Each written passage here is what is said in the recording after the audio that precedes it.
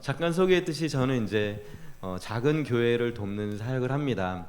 그리고 뭐 그 찬양 인도는 언제부터 했나 생각해봤더니 고등학교 2학년 때부터 했으니까 5년 됐네요. 라고 하면 죄송합니다.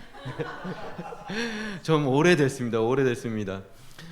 보통 제가 그냥 청년 때 아무것도 모르죠. 여러분들은 잘 아시겠지만 저는 아무것도 몰랐거든요. 연합하면 느끼는 느낌이 뭐였냐면 이거였습니다. 일단 피아노 건반이 예를 들면 C 코드를 치는데 C 코드에서 좀 텐션이 들어가는 2나 이렇게 살짝 가면서 일렉이 약간 그 공간 계열의 이 토요로 드르릉 그러면서 드럼이 그 비트 있는 게 아니라 치치치 하고 예배 인도자가 우리 주님이 이 시간 우리와 함께 하십니다.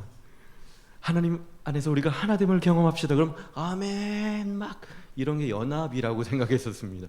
그렇게 되면 뭔가 주님을 느끼고 경험하고 그랬다라고 착각을 했던 것 같습니다. 물론 그 착각 속에 우리 주님이 함께 하셨기 때문에 여기까지 온 거겠죠. 근데 조금 정신을 차리고 저를 돌아보니까 이 예배의 순간들은 너무 좋은데 그 예배가 끝나고 밖을 나가면 음악이 없는 삶의 예배 현장으로 나가십시오 했는데 나가면 연합은 없는 거예요. 막 은혜 막 받고 3박 4일 수련회 막 은혜 막 받고 내려갔는데 왜 우리 어머니가 사탄의 도구가 되시는지, 왜 내가 정말로 사랑해야 될 내 동생이 내 속을 뒤집어 놓는지, 그때마다 제가 그랬죠. 하나님, 세상은 나를 대적합니다. 우리 주님뿐이 없습니다. 그리고 문을 꽝 열고 꽝 닫고 들어가면서 제가 우리 어머님의 신앙을 흔들리는 도구가 됐다라는 걸 저는 몰랐던 것 같습니다. 또 그래서 막 이제 그 30대가 되고 20대 때 그렇게 막 질풍노도의 시기를 보내다가 10대 20대 때 30대가 되고 조금 사역을 하면서 사역자라는 이름을 부르고 사역을 하면서 그때는 뭔가 말씀을 알고 그렇게 되면서 저는 그때는 하나님에 대한 연합을 알아간다라고 생각했는데 말씀을 알긴 했지만 실제로 제 삶에서 그 말씀을 발판과 도구로 삼아서 저의 일을 했던 것 같습니다. 큰 집회도 막 이렇게 하고 뭐 단기 선교도 외국으로 나가고 이제 CC 여름 수련하면 막 10,000명 모이는 데서 막 찬양 인도도 하고, 그러니까 제가 잘 하나님과 연합하고 있다고 생각했습니다. 근데 하나님이 제가 고등학교 때 병에 걸렸던 것처럼 아시죠? 사춘기 병이라고 이제 그 병에 걸린 자녀를 저에게 허락하셨습니다. 그리고 나서 내가 사람들 앞에 사역자로 아니면 예배 인도자로 보여졌던 그 모습이 얼마나 헛개비이고 진짜 내가 아닌 그냥 껍데기였구나를 알게 하십니다. 저의 사역과 삶은 큰 무대에서 오히려 더 작은 무대, 큰 사람들이 아니라 작은 사람들, 그리고 제가 가장 다이나믹하게 찬양 인도를 하는 것은 제가 30대 40대 초에는 막 대학생들 막 뭐 이 정도는 제가 별로 뭐 지금 안 하고 좀 이거보단 곱하기 100 정도 되는, 그래서 막 하고 막 주님 막 이러면 막 사람들이 아멘 그러면 그랬는데 이제는 제가 가장 다이나믹하게 찬양하는 때는 언제냐면 주일 아침 9시 6명의 병 걸린 그 초등생과 중학생과 고등학교 1명, 그리고 거기에 저희 자녀들이 3명 있습니다. 저의 삶을 모두 알고 있는. 그래서 찬양 인도하다가 아빠 나 화장실 좀 가면 안 돼? 이 자식이, 이런 친구들. 그리고 설교를 하다 보면 여러분 우리가 서로 사랑해야죠, 기뻐해야 되죠. 그럼 손을 번쩍 들고 아빠 나한테 화냈잖아. 그럼 미안하다. 그 즉시 회개를 해야 되는 그런 드라마틱한 그 예배 현장에 있습니다. 그리고 금요일 날에는 또 작은 교회를 가서 그 아이들과는 또 전혀 다른 평균 연령이 60대가 넘으신 할머니들 5분 6분 앞에서 찬양 인도를 합니다. 그리고 저의 가장 큰 전투의 현장은 저희 자녀들과 함께하는 저의 모든 모습을 알고 있는 자녀들과 가정생활을 하면서, 그리고 저의 모든 걸 진짜 잘 알고 있는 저의 주님 되시는 저의 아내와 하루하루를 살아가면서 내가 하나님 앞에서 어떤 사람인지, 내가 우리 주님을 신뢰하는 마음으로 어떻게 살아가야 하는지를 조금씩 배워가고 있습니다. 우리 찬택 형제님 통해서 연합에 대한 이야기를 좀 부탁받고, 또 예레미야 50장 4절에서 5절 말씀 좀 띄워주실 수 있나요 혹시? 예. 같이 한번 읽어볼까요? 시작. 그날 그때 이스라엘 자손이 돌아오며 유대 자손도 함께 돌아오되 그들이 울면서 그 길을 가며 그의 하나님 여호와께 구할 것이며 그들이 그 얼굴을 시온으로 향하여 그 길을 물으며 말하기를 너희는 오라 잊을 수 없는 영원한 언약으로 여호와와 연합하라 하리라.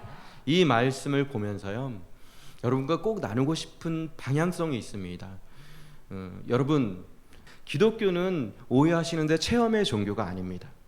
우리의 믿음의 핵심은, 기반은 우리의 체험과 우리의 감정에 있지 않습니다. 그리고 우리가 한 일에 있지 않습니다. 기독교는 한 책의 종교입니다. 종교라고 한 걸 좀 이해를 해 주십시오. 한 책의 믿음의 시스템입니다. 그리고 삶의 방식입니다. 한 책의 기반은 무엇일까요? 성경. 그런데 그냥 스토리가 아니라 His story, 그분의 말씀, 그리고 있었던 일들, 그것들을 보고 그것을 믿기 때문에, 그리고 그 책이 나에게 직접적인 관계성이 있다라고 믿고 그 책에 쓰여진 대로 살려고 노력하는 사람들. 저는 우리 오늘 여기 이른나이 찬양팀 하는 찬양팀의 모습을 보면서, 연습할 때도 보면서 너무 감격적이었던 게 뭐냐면, 현대적인 사운드와 현대 젊은 사람들이 2000년, 3000년, 최대는 6000년 된 그 옛날 이야기를 노래하는 이 차이를 새삼 느껴요. 세상의 노래는요, 현재를 노래해요.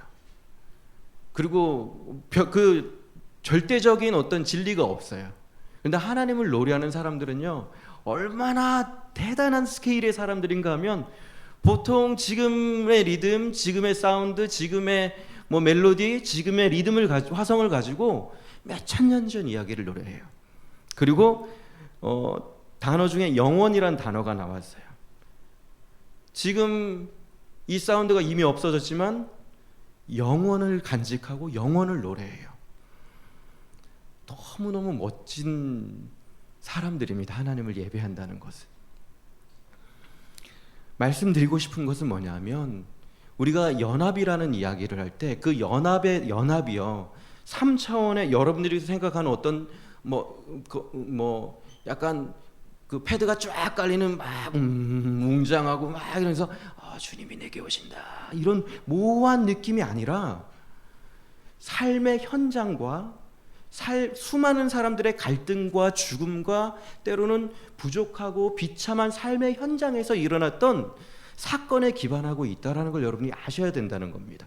그래서 지금의 그걸 알 때 우리의 현재 삶에서의 연합이, 하나님과의 연합이 실질적일 수 있다는 거죠. 50장 4절, 이 예레미야 50장입니다. 예레미야가 52장까지 있는데요, 거의 이제 후반부예요. 예레미야가 어떤 사람들인지 아시죠? 어떤 사람인지 아시죠?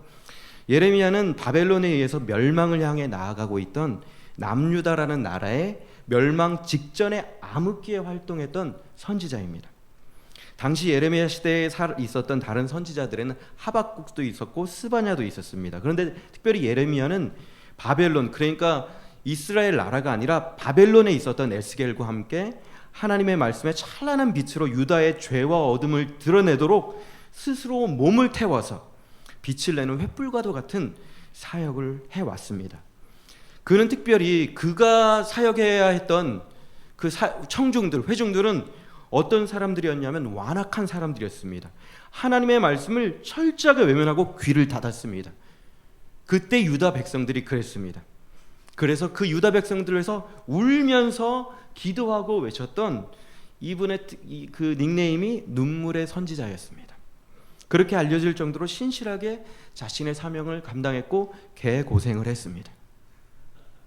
그 사람이 얘기하고 있는 거예요. 그 사람이 지금 특별하게 여러분과 상관없는 먼 강단에서 이렇게 모든 것이 완벽하고 모든 것이 이렇게 풍족한 그런 사람이 아니라, 눈앞에서 말을 하면 니까짓게 그러군 성전뜰 뒤뜰에 있는 구덩이를 파서 거기에 예레미야를 반대하는 사람들이 예레미야를 집어넣고 죽여버리려고 했던 그런 위협 속에 있었던 사람이 이 이야기를 썼다라는 거예요. 그리고 그렇게 자신을 핍박했던 이스라엘 백성들을 위해서 향해서 외쳤던 말이라는 겁니다.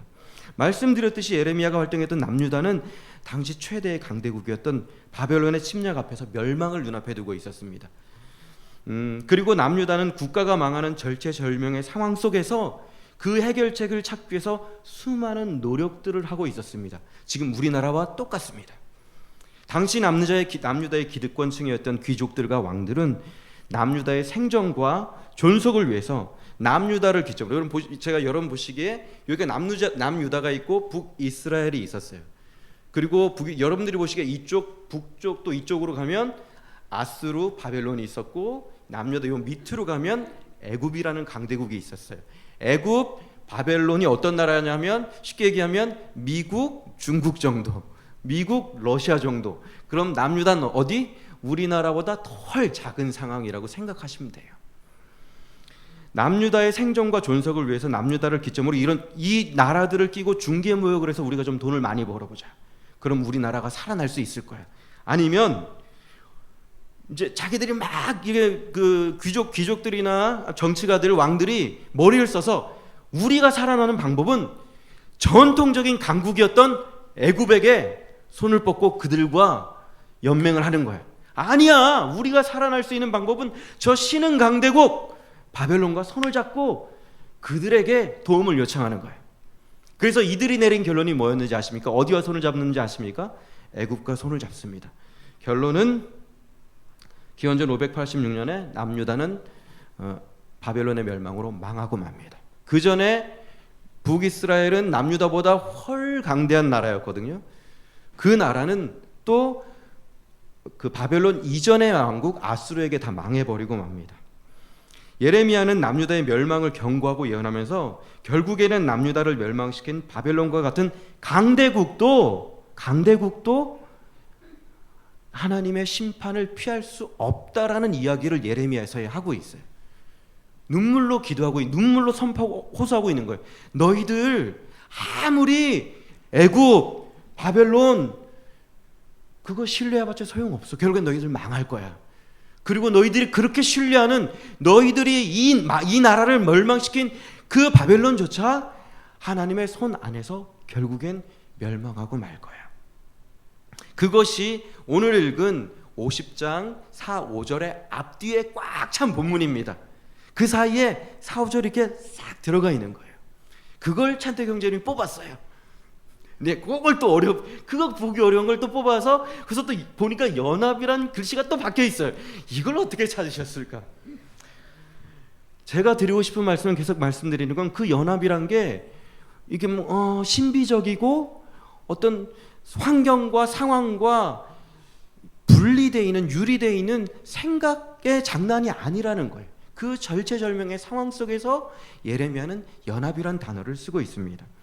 예레미야는 바벨론의 멸망을 선포하면서 그 와중에 바벨론이라는 큰 나라와 비교했을 때 이미 망해버렸고 정말 자꾸 연약해서 흔적조차 사라지고 없는 남유다는 회복될 것이다라고 감히 선포하고 있어요. 바벨론도 망했는데 그 바벨론을 멸망시킨 남유다는 살아날 것이다. 회복될 것이다. 근데 그것이 예레미야의 의견이 아니에요. 오늘 여러분 4절 말씀에 보면 뭐라고 나오죠? 뭐라고 시작되죠?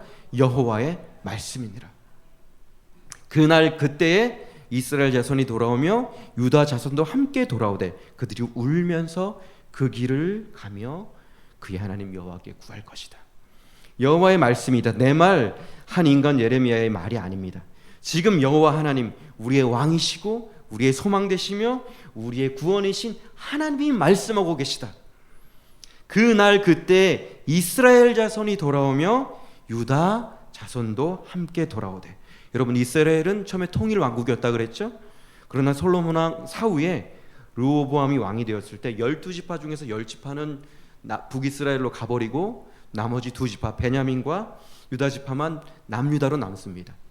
북이스라엘은요 장난 아니었어요. 헐 남유다보다 강대했지만 거긴 아예 20명의 왕들이 있을 동안 한 명도 선한 왕이 없었어요. 그래서 722년에 그냥 망해버립니다. 그러나 남유다는 북이스라엘 10지파도 먼저 망했는데 남유다는 버텨요. 그래서 586년까지 버텨요. 왜 그랬는지 아십니까? 19명의 왕 중에서 8명의 왕이 그래도 하나님을 신뢰하는 왕이었어요. 그 하나님을 신뢰하는 8명의 리더들 때문에 세상의 기준으로 보면 망해도 훨 빨리 망했어야 되는데 북이스라엘보다 그래도 명맥을 유지합니다. 그런데 여기서 뭐라고 얘기하고 있냐면 원래는 한 민족 한 나라였으나 두 개로 갈라져서 200여 년 동안 다르게 살던 그 민족이 회복될 것이다. 이스라엘과 유다 사람들이 다시금 온전히 회복될 것이다라고 하나님의 말씀이다라고 얘기하고 계신 거예요. 계속 보겠습니다. 그런데 그들이 울면서 그 길을 가며 그 하나님 여호와께 구할 것이다라고 나옵니다. 여러분 200년 동안 갈라져 있던 우리나라도 갈라져 있잖아요. 몇십 년 동안 그것들이 회복됩니다. 그리고 아예 망했던 나라가 다시 건국됩니다. 해방의 날입니다. 축제의 날입니다. 그런데 어떻다고요? 울어요. 울면서 그 길을 가요. 온갖 수모와 죽음과 압제의 그늘에서 벗어나 다시금 독립을 맞이하는 축제의 날인데 왜 그 기쁨의 시간을 울면서 그 길을 걸어올까요? 너무 기쁘니까 눈물이 날 수도 있죠. 하지만 다른 한글 성경에 보면 이 구절이 이렇게 표현됩니다. 그들은 뉘우치면서 울고 감격해서 울 것이다. 그들은 이렇게 계속 울면서 고국으로 돌아올 것이다. 그리고 말합니다. 그의 하나님 여호와께 구할 것이다. 자기들의 하나님 여호와를 찾을 것이다. 그리고 내가 항상 그들 곁에 있기를 간절히 호소할 것이다.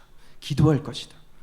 여러분 제가 초반에 예레미야는 완악하고 하나님의 말씀을 듣기 싫어했던 남유다를 향해 울면서 눈물로 하나님의 말씀을 선포한 선지자라고 말씀드렸습니다.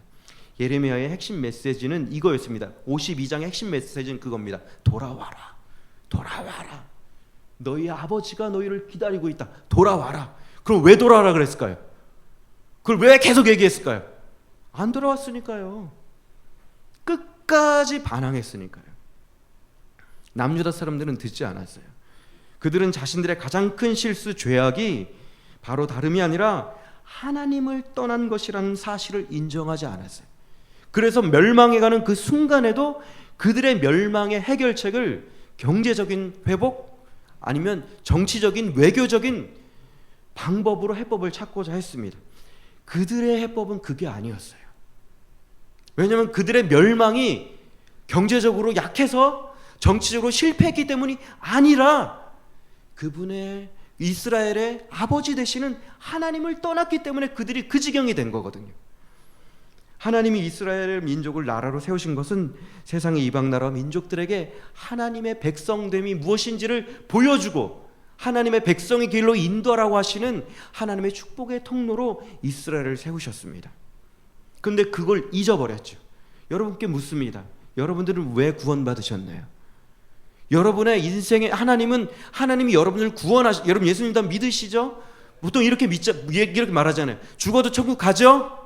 그럼 지금 죽지 왜 살게 하셨을까요? 구원은요 시작이에요. 하나님은 우리를 구원하기 위해서 우리를 만들지 않으셨어요. 우리를 구원하기 위해서로 끝내기 위해서 그분의 아들 예수 그리스도를 이 땅에 보내지 않으셨어요. 우리의 구원은 시작이에요.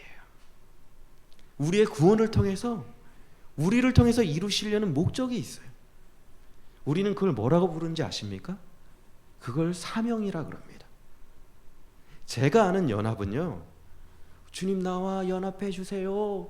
주님 내가 주님을 믿습니다. 이런 어떤 음악 속의 고백이 아니라 하나님이 나를 왜 구원하셨으며 내 삶의 목적이 무엇인지 아는 사명자의 길을 걸을 때 연합이 이루어진다라고 저는 믿습니다. 성경 전부가 처음부터 끝까지가 그런 삶에 대해서 도전하고 있습니다.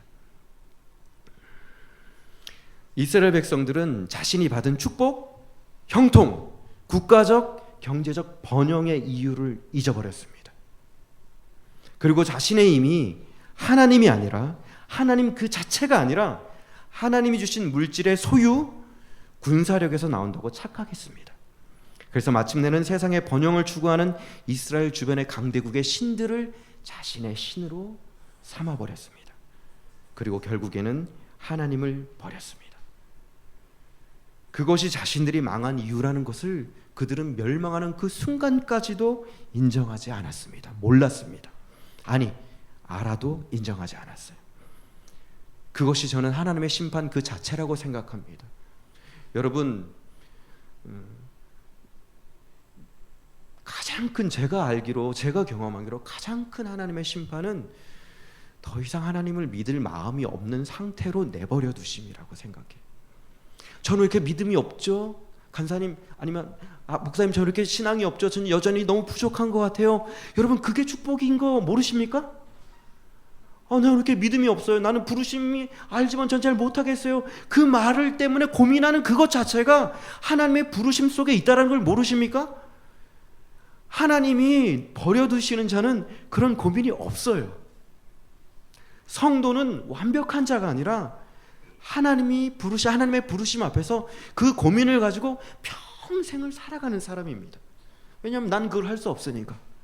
내 힘으로는 결국엔 그분의 부르심대로 살 수 없으니까 주님 도와주세요 라고 말하는 사람.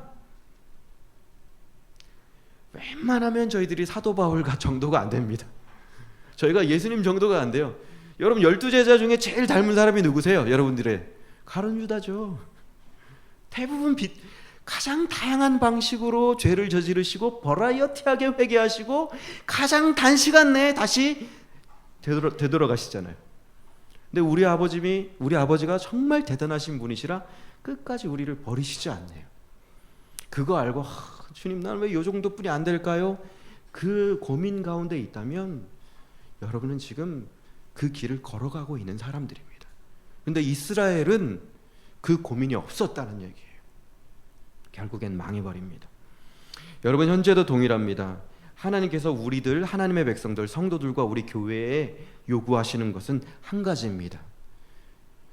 코로나가 있었건, 코로나 때건, 코로나가 끝나건 수많은 것들이 변하지만 변하지 않는 것이 있습니다. 하나님이 하나님의 백성들, 성도들에게 요청하고 요구하는 것입니다. 다시 돌아오라는 겁니다. 구체적으로 얘기하겠습니다. 저는 제가 제 신앙에서 가장 어려웠던 지점이 뭐냐면 모호함과 신비함을 구분하지 못했던 겁니다. 저는 신앙이 모호하다고 생각했어요. 그걸 신비함과 착각했어요. 하나님이 우리를 왜 사랑하십니까? 여러분, 그 이유가 없어요. 내 속에 하나님이 나를 사랑하실 만한 근거가 저희에게 있습니까? 서로 봐주세요. 하나님이 사랑하시면 하세요? 네. 감사합니다. 하산하십시오. 아니에요. 우리 다 있어요. 여러분은요, 아니오라고 하셔서 너무 감사한데 대부분은요, 사랑하실 만한 게 있다고 생각해요. 왜? 그런 사람의 특징이 뭔지 아세요? 이렇게 기도해요. 주님께 열심히 헌신해요. 열심히 드려요. 그런데 열심히 헌신하고 열심히 드렸는데 그럼 좀 결과가 나와야죠. 기브앤테이크인데 주님, 그런 내가 기복주의 신앙은 아닙니다. 하지만 인간적으로 너무하지 않습니까, 주님? 우리 이렇게 기도하지 않나요? 하나님, 내가 열심으로 주를 위해 섬겼는데 그래도 왜 저만 혼자죠? 왜 저만 이런 환경이죠? 그 말은요, 내가 받을 만한 가치가 있다라고 아직도 생각하는 거예요. 아직도 내가 무언가를 이룰 수 있다고 생각하는 거예요. 하나님, 잠깐만 거기 계세요. 필요해. 하나님, 다 필요해. 날 위해 죽으셨다는 거 알아. 그래 주님, 우리가 뭐 한두 번 거래하는 사이도 한데 잠깐만 계셔. 이건 내가 할게. 이런 태도가 우리에게 잘 있지 않습니까? 돌아오라라는 하나님의 말씀이 지금 여기 없는 사람들을 향한 얘기일까요? 우리들에게 하시는 말씀입니다. 이스라엘의 문제는요, 하나님을 버렸다라고 말씀드렸는데 그 버린 형태가 뭐냐면 하나님만 섬기지 않는 형태로 드러났습니다. 하나님도 섬기고 아세라도 섬기고 하나님도 섬기고 바알도 섬기고. 여러분은 누구만을 섬기십니까? 돌아오란 말은 선택을 얘기하는 것이 아니라 전부냐? 내가 너에게 전부냐? 그리고 하나님의 말씀으로 돌아오라는 말을 좀 더 구체적으로 얘기할 거예요. 모호하게가 아니라 돌아오라 그러면 뭐라고 하냐면 제가 모호하게 도전했어요. 돌아오라 그러고 돌아왔다 그러는데 애가 안 돌아왔어. 제가 그 이유를 몰랐어요. 돌아오라 하니까 돌아가겠습니다 주여. 자, 우리가 주님께 돌아가겠다고 기도합시다. 아버지 돌아갑니다. 근데 끝나고 안 돌아왔어. 애가 제정신이 아닌데 돌아왔대. 그 이유가 어디에 있나 돌아보니까 돌아왔다는 말도 너무 모호한 거예요. 말씀드리겠습니다. 성경을 읽습니까? 예배합니까? 하나님의 말씀에 순종합니까? 아니, 무엇을 사랑하십니까? 제가 청년 때 배운 가장 성경 빼고 멋진 말 중에 하나가 뭐냐면 생각하는 대로 살지 않으면 사는 대로 생각하게 된다. 폴 부르제라는 프랑스 철학자가 한 말이었어요. 저는 무슨 사도 바울이 한 말인 줄 알았는데 근데 성경적인 원리가 담겨 있더라고요. 여러분, 생각하는 대로 살지 않으면요, 내 삶에 사는 것이 나의 생각이 돼요. 여러분, 무엇을 가장 많이 생각하십니까? 저는 주님 사랑합니다. 그런데 믿지 않아요. 이제 저는 그 말을 하면 일단 믿지 않아요. 네가 아직 제정신이 아니구나. 그래요. 저는 주님 사랑합니다. 그럼 너가 어떻게 사는지 너의 삶 24시간 나한테 써서 보내. 그럼 내가 그걸 보고 네가 주님을 사랑하는지 아닌지 판단할게 라고 속으로 얘기합니다. 속으로. 그리고 그 친구를 잘 봅니다. 왜냐하면 그 친구를 돕기 위해서. 여러분, 무엇에 시간을 제일 많이 보내십니까? 이 시간에 이 시대의 하나님은 우리 하나님이 아니에요. 이 시대의 하나님은 스마트폰이에요. 왜냐하면 스마트폰과 시간을 제일 많이 보내니까요. 아유, 간사님. 아니, 여러분 다 앱 하나 깔려 있잖아요. 아이폰 같은데 앱 딱 나오죠. 일주일에 한 번씩 뜨더라고요. 저의 시간 관리도 해주고 저희 인성 관리도 해줘요. 당신은 이번 일주일 동안 매일 5시간씩 이 아이폰을 봤습니다. 여러분, 저는 5시간 동안 아이폰과 동행한 거예요. 여러분, 뭘 보십니까? 무엇을 듣습니까? 그리고 무엇을 입습니까? 그리고 무엇을 먹습니까? What you eat is what you are. What you see is what you are.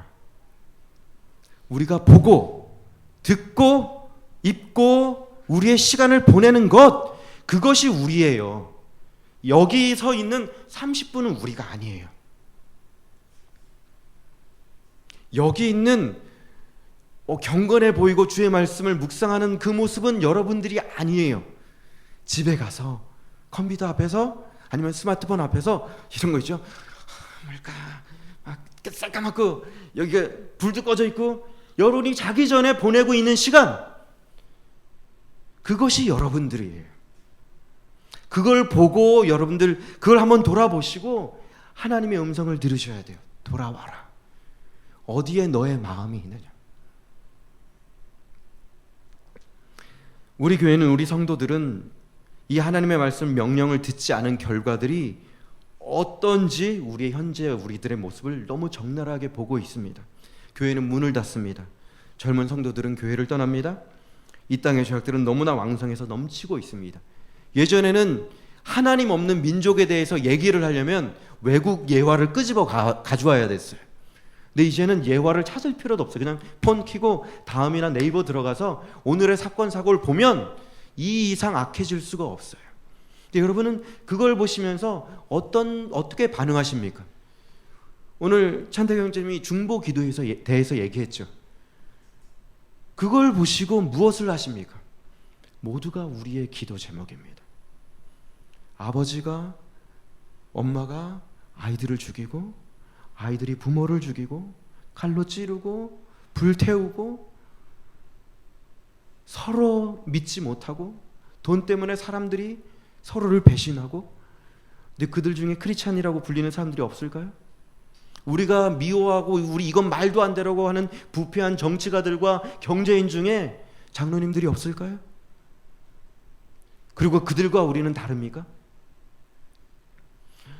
여러분, 이 시대엔 하나님이 없습니다.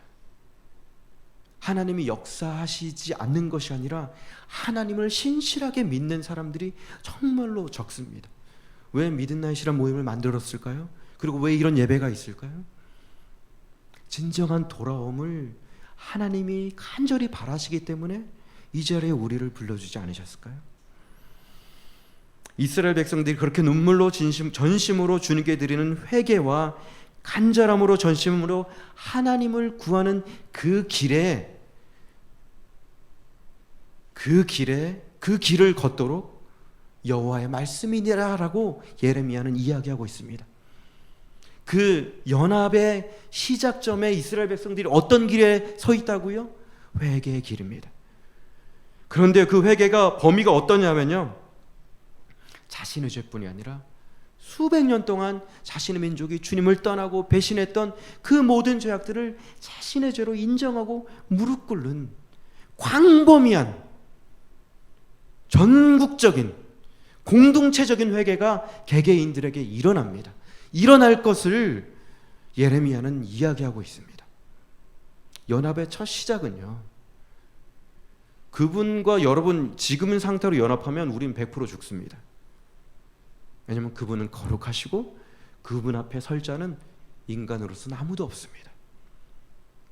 예수 그리스도의 보혈로 온전한 회개가 있는 자들만이, 회개한 사람들만이 그분과 연합하는 기적과 은혜를 누릴 수가 있습니다. 5절에 계속해서 나옵니다. 그들이 그 얼굴을 시온으로 향하여, 시온이 어디입니까? 하나님을 예배하는 하나님의 성전입니다. 그 성전을 향한다는 말이 무엇이죠? 예배가 회복된다는 말이겠죠. 하나님의 백성됨의 회복, 온전한 하나님의 말씀에 청종하고 귀를 기울이며 듣고 하나님의 뜻을 간절히 구하고 들려주시는 그 말씀에 순종하는 하나님의 백성들의 총체적인 삶의 변화, 혁명적인 변화가 일어날 것을 회개를 통해서 일어날 것이라고 예레미야가 말해주고 있는 것입니다.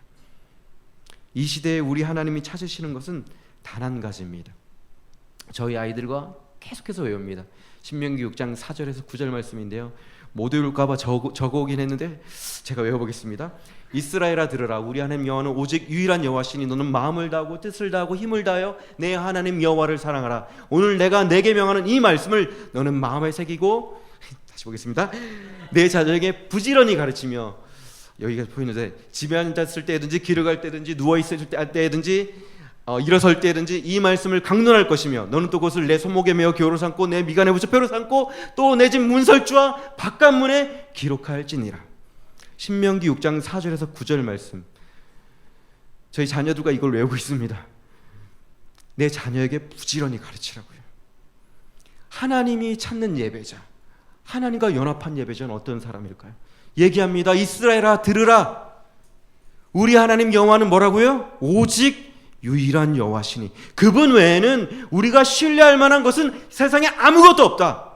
그런데 그분을 대하는 방식은 마음을 다하고 뜻을 다하고 힘을 다하여 사랑하라. 근데 사랑하는 방식이 뭐라고요? 사랑해. 제 아내에게 사랑해 하면 저를 꺼져. 제 아내가 기뻐하는 사랑의 방식은 그겁니다. 제가 이렇게 열심히 오늘도 아내가 얘기했어요. 여보 빨리 와. 왜 빨리 오라 그럴까요? 저를 사랑해서? 아니죠. 저희 세 자녀를 돌보고 섬기는 것이 너무 힘드니까 빨리 와서 네 할 일을 해라. 분리수거하고 음식물 쓰레기를 버려라. 이런 얘기죠. 제가 여보 나는 당신을 너무 사랑해. 내 마음이 정말로 막 당신으로 해서 뜨거워. 그런데 분리수거 못하겠어. 이러면 어떻게 됩니까? 제 아내를 사랑하는 게 아니에요. 여러분, 사랑이란 사랑해 이게 아니에요.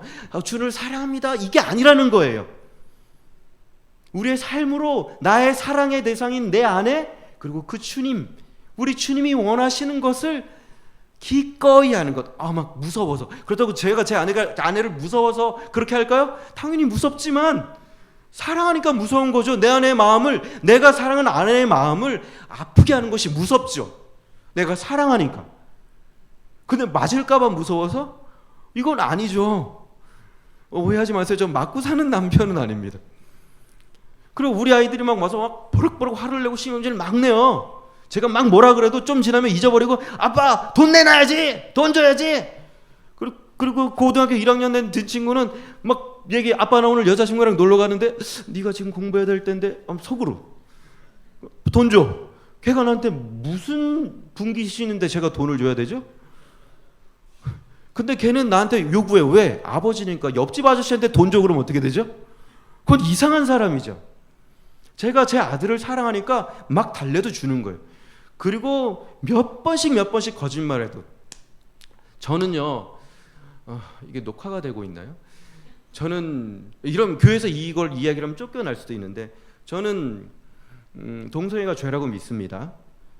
그런데 이런 생각을 해요. 만약에 내 아들이 20살에서 아빠 저 좋아하는 사람이에요. 그리고 남자애를 데리고 와요. 그럼 어떡할까? 그럼 너 출교야. 이건 목사죠. 근데 저는 누구예요? 걔에게? 아빠예요. 제가 고민 진짜 많이 했어요. 내가 가장 사랑하는 이 아이가 죄를 저질러요. 그럼 쫓아낼까요? 아무리 생각해도 못하겠어요. 사랑하는 아들아, 나는 그게 죄라고 생각해. 그건 너도 알아야 돼. 하나님이 그걸 원하지 않으셔. 그렇지만 너가 내 아들이기에 너를 받아들인다. 고민 되게 많이 했어요. 왜냐하면 제가 캠퍼스 현장에서 이제 청년들을 만나는데 실제로 있거든요. 제가 그냥 사역자라고 생각했을 땐 쉽게 정죄할 수 있을 것 같아요. 근데 제가 자녀가 생기고 나서 내 자녀에게 그런 일이 생긴다면 제가 죄라고 죄송해요. 어떤 단어를 써야 될지는 모르겠어요. 그냥 두 가지가 같이 있어요. 죄인데 내가 걔를 쫓아낼 수는 없어. 우리 하나님이 우리를 그렇게 보지 않으실까요? 죄악 덩어리예요. 죄악 덩어리인데 포기 못하세요. 그리고 그분은 이미 당신의 하나뿐인 아들 예수 그리스도를 주셨어요. 죽이셨어요. 누구를 위해서? 나를 위해서. 그런데 우리가 안 가요. 이런 쓰레기 같은 말을 하죠. 저를 구원하셨군요. 네, 제가 막 살다가 죽기 전에 믿을게요. 모르면 뭐 아닌데 다 알면서도 그러고 살아요. 그럼 저 같으면 벼락을 내렸죠. 여기가 막 무너지거나 네가 그러고서 찬양인들 뭐 건반을 쳐 이런 벼락. 나는 계속 참으세요. 너의 예배를 기뻐한다. 너의 삶이 그렇더라도 내가 너의 있는 모습 그대로 받아들인다. 그것을 아는 우리들이 그분 앞에 무릎 꿇지 않는다면, 그분 앞에 돌아가지 않는다면, 그 시온을 향해서 다시 예배자의 자리로 나아가지 않는다면 여러분 무슨 연합이 있을까요? 우리의 삶은요 계속 죄와 싸워야 하고 그분의 거룩하심을 따라가야 합니다. 특별히 앞에 선 사람들은 더 심한 영적 전투와 전쟁을 겪습니다. 그래서 더 무릎 꿇을 수밖에 없습니다.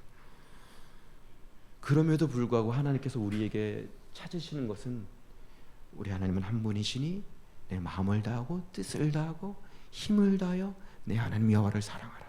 그리고 그분을 사랑하는 방식이 뭐라고요? 내 자녀에게 부지런히 가르쳐라. 부지런히 하나님의 말씀을. 그래서 가능한 한 우리 아들이 억지로나 율법이 아니라 가능한 한 하나님의 말씀 한 구절 아침에 읽게 하려고 제가 별 아양을 다 떱니다. 주영아 용돈 필요해?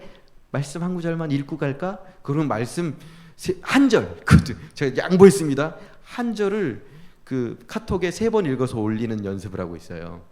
그것도 제가 눈치 봐요. 아빠, 나 지금 좀 버스 급한데. 버스 가기 전에 거기서 3번만 읽어 알았죠? 제가 막 속에서 막 우라통이 치지만 그래도 그 말씀 읽으면서 하나님의 말씀이 그 안에 거하면서 스스로 하나님 안에서 하나님을 만나도록, 말씀 안에서 만나도록 계속 얘기합니다. 여러분은 매일 하나님의 말씀과 어떻게 시간을 보내십니까? 그리고 그분과 어떻게 동행하십니까? 돌아오라는 말이 이 모임에 참석하는 걸로 끝나지 않고 하나님의 말씀과 실제로 동행하는 삶이 되기를 주님의 이름으로 응원드립니다. 마지막 부분입니다. 그리고 그 회개와 하나님의 얼굴을 구했던 이스라엘의 남은 자들이 그 길을 걸으며 서로에게 이야기합니다. 너희는 오라. 잊을 수 없는 영원한 언약으로 여호와와 연합하라. 하나님이 이야기하시고 그 회개의 길을 걷는 이스라엘 백성들이 서로에게 이제 이렇게 화답하고 격려하고 축복합니다. 어서 와. 하나님의 영원한 언약으로 하나님과 우리가 연합하자. 영원한 언약이 뭐죠? 아브라함의 언약, 모세의 언약, 다윗의 언약을 통해서 그 모든 언약들이 성취된 예수 그리스도의 십자가의 복음까지 옵니다. 그리고 우리를 교회로 부르신 이 하나님의 말씀 전부를 이야기합니다. 그 영원한 언약으로 하나님의 말씀 안에서 여호와와 연합하자. 말씀이 없는 연합, 이 머리로 아는 말씀이 아니라 성령의 능력 안에서, 성령의 임재 안에서, 성령의 조명하심 안에서 하나님이 내게 은혜 주시는 그 말씀이 없는 연합은 없습니다. 단언컨대 없습니다. 여러분, 말씀을 피십시오. 그리고 그 말씀 가운데 성령님 들려주십시오라고 성령님의 은혜와 힘을 구하시고 읽어가십시오. 덮어놓고 읽지 않는 믿음은, 이 시대의 기독교 믿음은 존재하지 않습니다. 연합의 시작이 어떻게 되길 원하십니까? 잃어버렸던 책을 다시 소유하십시오. 저는 개인적으로 그렇게 생각해요. 내 집 문설주와 바깥문에 기록할지라. 이게 무슨 말이죠? 어디다나 붙여놓으란 얘기예요. 저는 이게 하나님께서 놀라운 방식으로 이걸 문자 그대로 이루셨다고 봐요. 내 집 문설주와 바깥문 뭐죠? 문설주에 때도 보고, 나갈 때도 보고, 뭐 손목에도 보고. 이마에는 왜 붙일까요? 내가 보라고? 아니, 서로 보라고. 서로 말씀이 있는 거야. 그러니까 언제라도 그 말씀을 들고 다닐 수 있고 서로 보라고. 24시간 화장실에도 가서 보고, 목욕탕에 가서도 보고, 미국 외국 가서도 보고, 어디 가서도 보고. 지금 제가 무슨 얘기하는지 아시겠죠? 그 말씀이 어디 들어가 있죠? 근데 우리는 그걸 어디에 이용하죠? 더 이상 하지 않겠습니다. 말씀드리지 않겠습니다. 교회에서도 애들 성경 안 가져와요. 자, 폰 보자. 그리고 가피풀 다 하나씩 이렇게 사줬어요. 자, 펴자. 이제 성경을 이용하는 애들은 아직 그 스마트폰이 없는 저희 아이들 정도 여러분 볼 수 있어요. 그런데 이제는 하나님 앞에서 변명할 수 없어요. 내가 너희들을 위해서 스마트폰을 줬다. 그리고 계속 펌웨어를 업그레이드 시켜주고 안드로이드와 iOS에서 다양하게 성경을 볼 수 있게 해줬다. 원어를 모른다고 원어까지도 툭 치면 나올 수 있게 해줬다. 다만 너희들이 사용료를 지불하고 다운만 받고 보지 않았을 뿐이다. 그 죄를 어떻게 감당하려느냐? 여러분 보셔야 됩니다. 읽으셔야 됩니다. 결론입니다. 제가 요즘에 수영을 배우고 있습니다. 살아남기 위해서. 근데 뭐 이렇게 수영을 잘하시는 분도 있으시겠지만 저는 뭘 해도 되게 시간이 오래 걸리는 사람입니다. 그런데 수영에서 제일 중요한 게 뭔지 아십니까? 호흡입니다. 물 속에 코를 집어넣었을 때 호흡 이렇게 입을 벌리거나 호흡을 멈추면 어떻게 되죠? 죽습니다.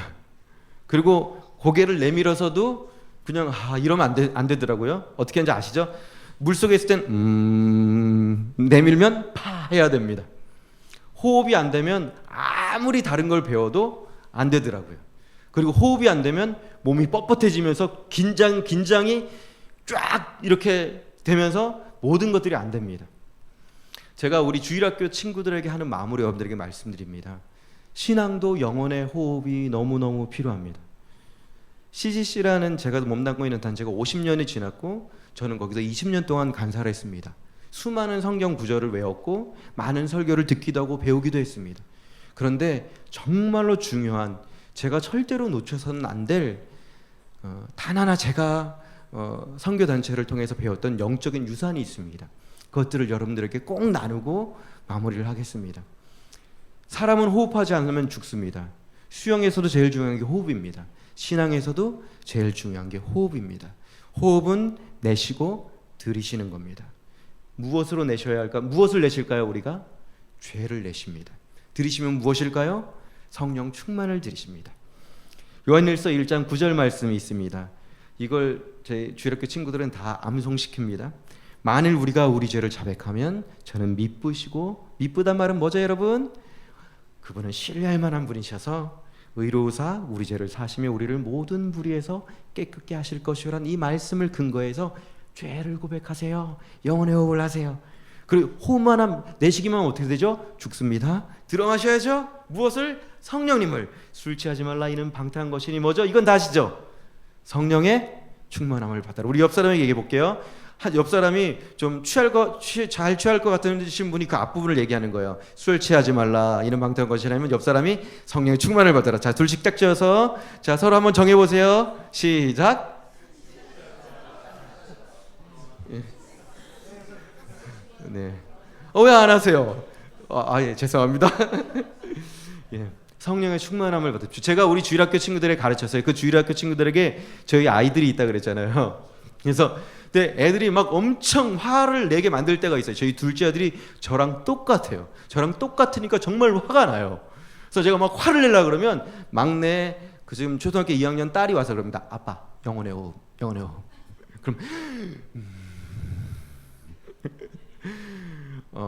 저에겐 그들이 저의 그 영적인 그 온도계입니다. 제가 막 화내려고 그러니까 이제 애들에게 아빠 영혼의 호흡.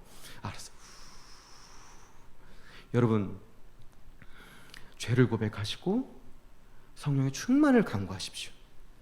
그럼 이 영혼의 호흡을 몇 번이나 해야 될까요? 하루에? 그렇죠. 여러분 살기 위해서 호흡 몇 번 하시죠? 이런 바보 같은 질문이잖아요. 예를 들면 이거예요. 이렇게 찬양 드리다가 막 할렐루야 하는데 인도제 음역대가 좀 떨어졌어. 그럴 때 삐끗 이건 뭐지 이 팀? 이럴 때 호흡하는 거예요. 주님 제가 이것들을 보러 온 것이 아닙니다. 주님의 영광을 보러 왔습니다. 이래야죠. 그리고 또 이럴 때도 있어요. 제가 찬양 인도제 지금 부끄러운 얘기 하는 거예요. 나도 저건 할 수 있는데 이럴 때 영혼 내가 여길 비교하러 왔나 분석하러 왔나 이게 아니지. 저는 예배하러 왔습니다. 제가 아내와도 얘기할 때 아내와도 막 이러다가 저희 아내는 저보다 저를 더 잘해요. 나보다 나를 더 잘하시는 분이세요. 그래서 저는 이렇게 나는 그렇게 생각 안 하는데 그럼 우리 아내 그래요. 당신 화났지? 나한테 화내지 마 이런 거. 제가 목소리를 높이 하는데 왜 화가 났다고 생각하지? 그러면서 저는 화가 안 났다고 생각했어요. 근데 하나님이 알려주시는 거예요. 회개해 그냥. 네가 네 아내의 마음을 불편하게 한 거야. 아직도 뭘 그렇게 주장하니? 자존심이 무슨 소용이 있니? 그리고 제가 제 아이들에게도 야, 네 이건 해야지. 이건 예수님 믿어야지. 그럼 걔네들이 예수님 믿을까요? 아니에요. 아빠가 잘못했어. 몰랐어. 그러려면 제 자존심이 없어야 돼요. 제 자존심은 안 없어져요. 웬만하면. 근데 제가 회개해야 없어져요. 하나님, 제가 또 지금 꼰대질하고 있습니다. 내가 우리 아들보다는 내가 더 잘 안다고 생각하고 있습니다. 나도 모르게. 하나님이 우리 고등학교 1학년인 우리 주영이를 통해서 내 인생에 얘기해 주신다라는 것을 제가 인정하지 못했습니다. 용서해 주세요. 모든 영역에서 모든 순간 여러분 하나님 앞에 회개하셔야 됩니다. 그리고 하나님의 음성으로 성령으로 충만케 하십시오. 여러분 연합은요 잠깐 될 수 있어요. 또 잠깐 너무 은혜가 될 수 있어요. 유지가 되는 건 내 힘이 아닙니다. 성령의 능력으로만 됩니다. 회개하시고 성령의 충만. 자, 우리 옆 사람에게 영혼의 호흡을 합시다. 같이 기도드렸으면 좋겠습니다. 우리 건반